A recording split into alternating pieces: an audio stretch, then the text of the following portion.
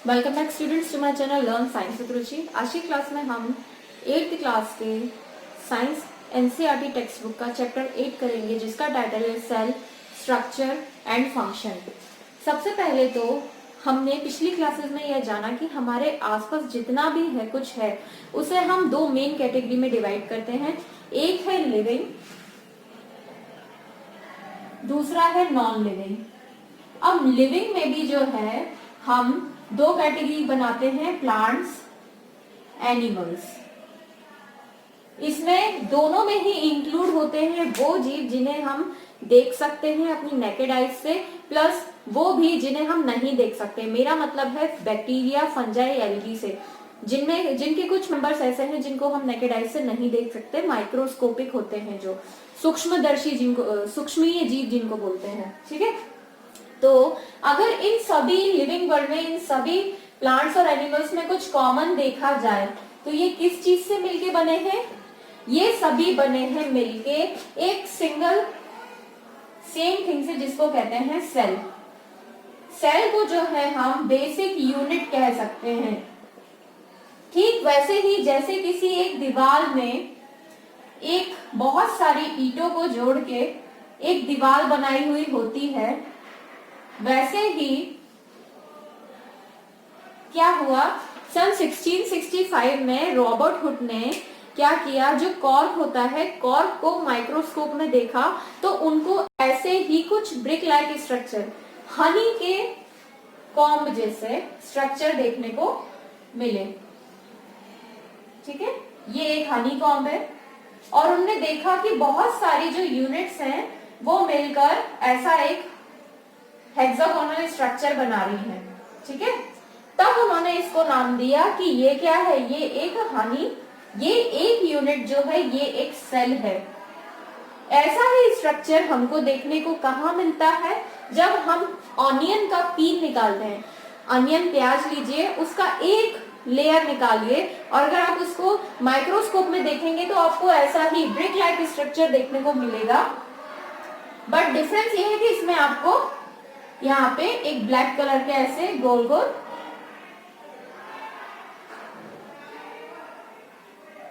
गोल आपको ऐसे स्ट्रक्चर देखने को मिलेंगे। तो ये जो है पूरा, ये एक अनियन पील का एक सेक्शन है जिसमें हम देख पा रहे हैं कि बहुत सारे छोटे छोटे यूनिट जो है मिलके एक पूरी अनियन पील बना रहे हैं। ठीक वैसे ही जैसे बहुत सारे ब्रिक्स एंड स्टोन मिलके एक पूरी वॉल क्रिएट करते हैं। अब ये जो सेल्स हैं ये सेपरेटेड रहते हैं एक वॉल लाइक स्ट्रक्चर से। अगर मैं इसको देखूं और इसको देखूं तो ये सेपरेटेड है वॉल लाइक स्ट्रक्चर से, है ना। तो रॉबर्ट हुक ने ये बताया कि इसको जो है कहते हैं सेल, और ठीक ऐसा ही अनियन पील में भी, प्याज के छिलके में भी देखने को मिला। तो वहां से ये बात निकल के आई कि भाई किसी भी लिविंग ऑर्गेनिज्म का जो पूरा बॉडी है वो एक बेसिक स्ट्रक्चर से मिलके बना है, जिसको कहते हैं सेल। सेल जो है एक यूनिट, सेल की कई सारी यूनिट बनके बहुत सारे एक पूरी बॉडी ऑर्गन बना रहे हैं। अब ये बनाते कैसे हैं? एक सेल जो है, एक सेल, अब इसके जैसे ही सेम स्ट्रक्चर और फंक्शन वाले कई सेल मिलके बनाते हैं टिश्यू। एक ही टाइप के कई सारे टिश्यू मिलके बनाते हैं ऑर्गन। कई डिफरेंट टाइप के ऑर्गन्स मिलके बनाते हैं ऑर्गन सिस्टम, और कई सारे ऑर्गन सिस्टम से मिलके बनता है हमारा एक ऑर्गेनिज्म। पर होता क्या है, ये तो एक कॉम्प्लेक्स मल्टी सेल्यूलर ऑर्गेनिज्म की मैं बात करूं तो वहां ये स्ट्रक्चर है। सेल में भी क्या है, मल्टी सेल्यूलर, कई सारे सेल से मिलके एक ऑर्गेनिज्म बन रहा है। अब दूसरी कैटेगरी होती है यूनिसेल्यूलर। यूनिसेल्यूलर में भी कुछ ऐसे ऑर्गेनिज्म होते हैं जिनकी पूरी बॉडी जो है सिर्फ एक सिंगल सेल के से मिलके बनी है। जैसे कि मैं एग्जांपल कहूं तो सबसे पहले देख लेते हैं अमीबा। क्या देख लेते हैं? अमीबा। दूसरा है पैरामीशियम। क्या है?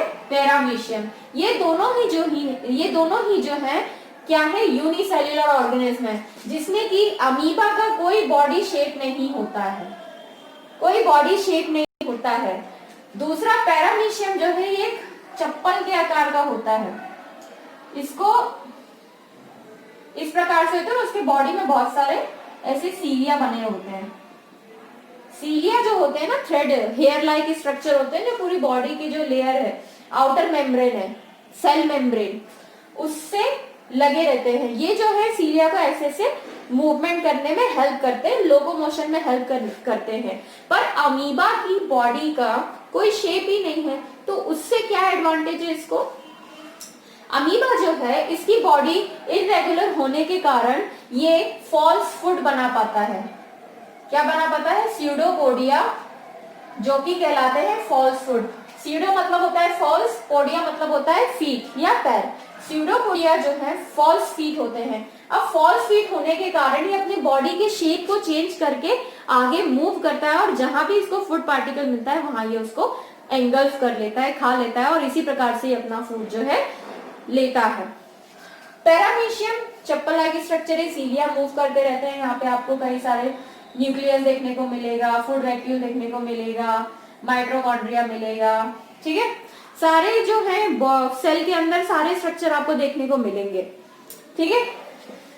मल्टी सेल्यूलर कैसे होते हैं वो बता दिया मैंने, यूनिसेल्युलर ऑर्गेनिज्म कैसे होते हैं वो बता दिया मैंने। अब जरा बात कर लेते हैं बिगेस्ट और स्मॉलेस्ट सेल की।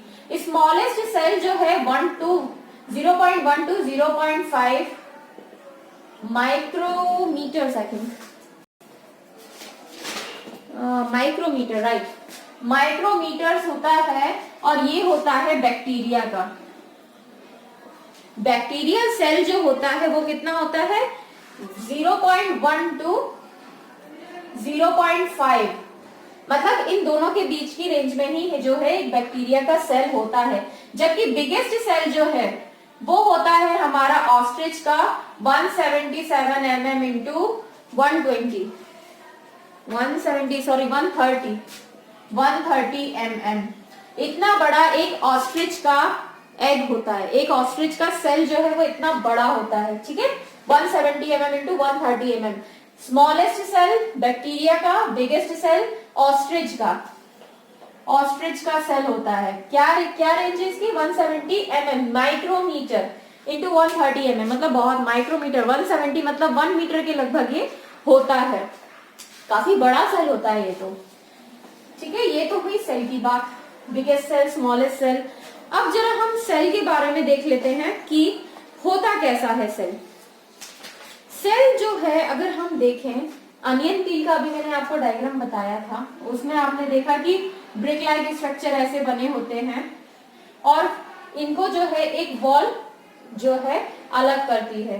तो देखिए लिविंग वर्ल्ड में दो तरह के एनिमल्स है, प्लांट्स एंड एनिमल्स। अब इन दोनों के ही सेल में जो है बहुत डिफरेंस होता है। अगर हम ऑनियन पील का सेल देखें तो कुछ ऐसा दिखता है, जबकि ह्यूमन चिक, हमारे गालों का अगर हम देखें तो वो कुछ ऐसा दिखाई देता है, ओके।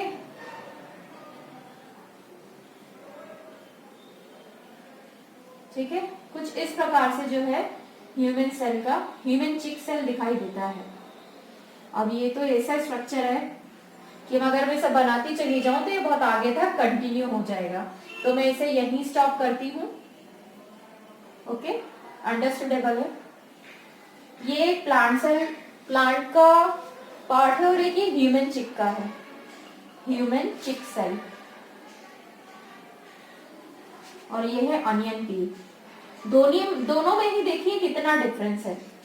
यहाँ पे ह्यूमन चिक सेल जो है, न्यूक्लियस बड़ा बड़ा देखने को मिलेगा आपको, ये न्यूक्लियस है।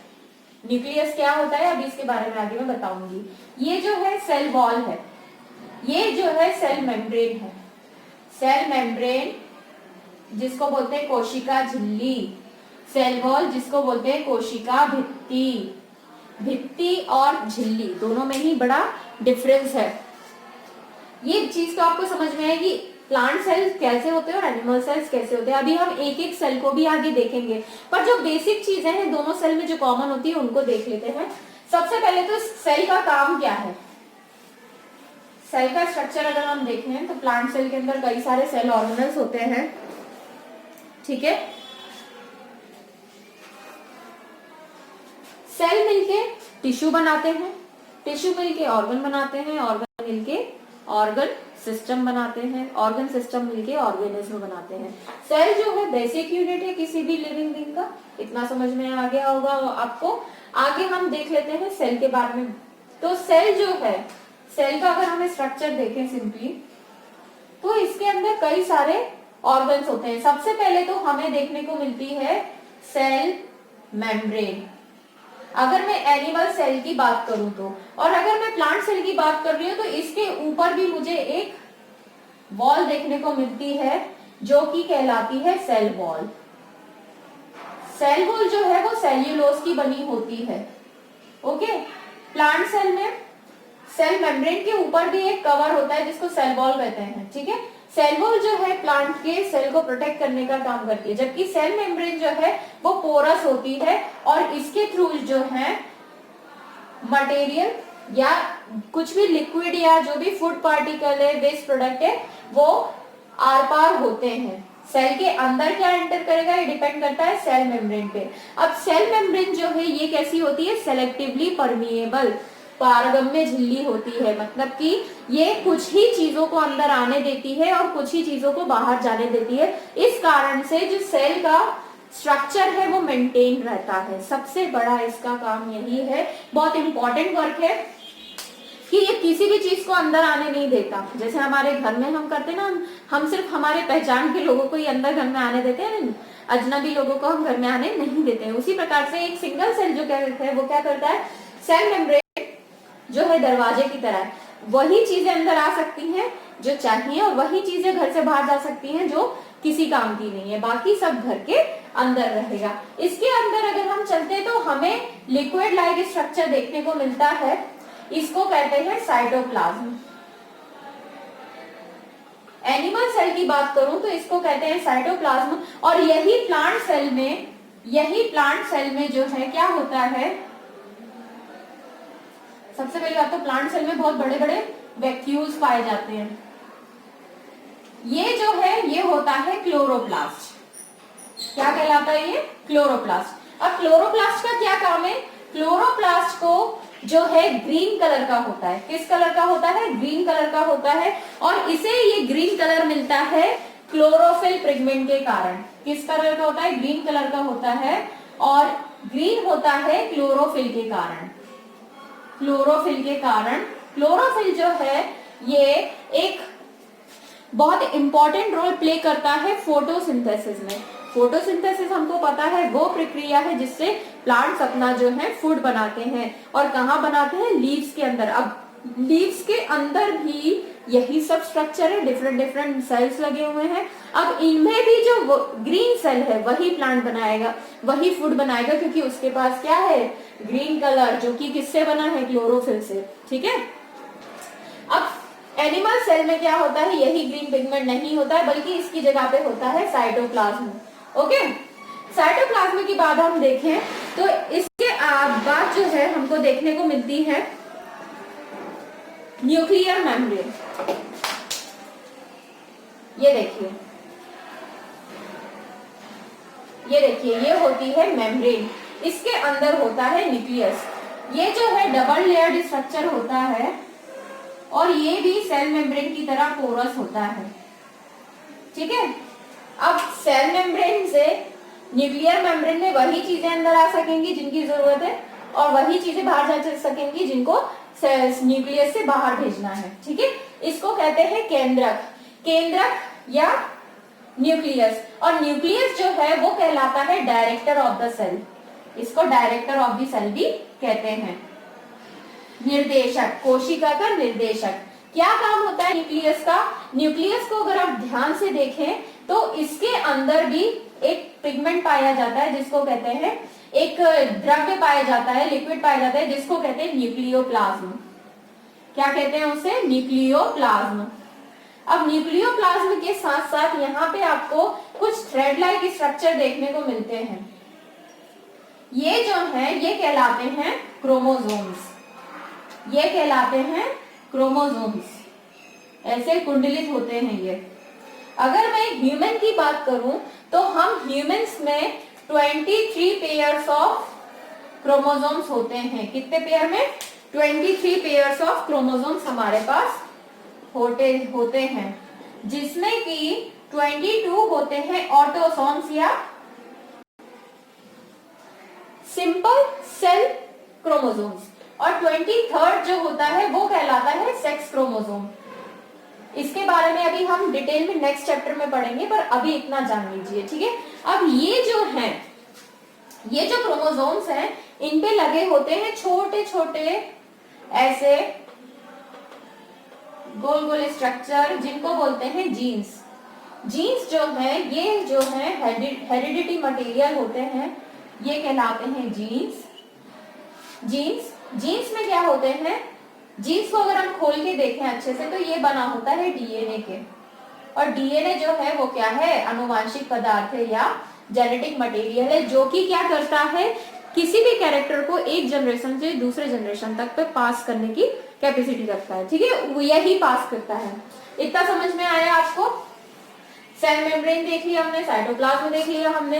इसके बाद कर लेते हैं हम भाई, पूरी सेल की मशीनरी चलाने के लिए एनर्जी की जरूरत पड़ती है। ये एनर्जी इसको मिलती है इसमें प्रेजेंट डबल लेयर्ड स्ट्रक्चर से, जिसको कहते हैं माइटोकॉन्ड्रिया। ये कुछ इस प्रकार का होता है।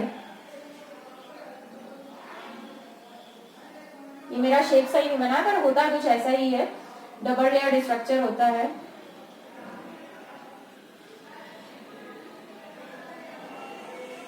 ठीक है, डबल लेयर्ड स्ट्रक्चर होता है। अब इसमें जो है क्या होता है, मेरे आप मार्कर बिल्कुल नहीं चल रहा है, मुझे इंक डालनी पड़ेगी। डबल लेयर्ड होता है ये माइटोकॉन्ड्रिया।